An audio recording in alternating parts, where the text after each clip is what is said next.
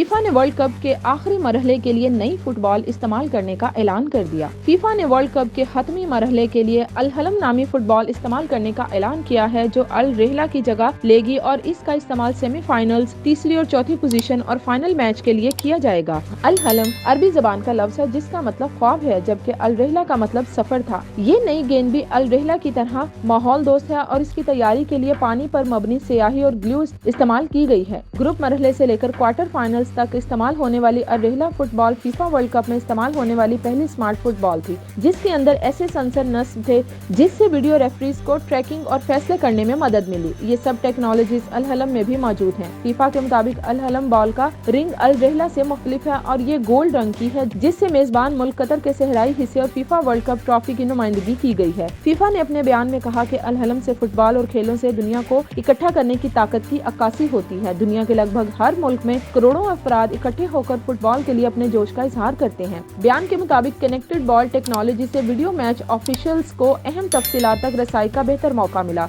गेंद से हासिल होने वाला डेटा स्टेडियम पिच के मुनफरिद लम्हात की कहानी बयान करता है। वाज़ेह रहे कि वर्ल्ड कप में इस्तेमाल होने वाली गेंद की तैयारी सियालकोट में की गई है, जो पाकिस्तान के लिए एजाज की बात है।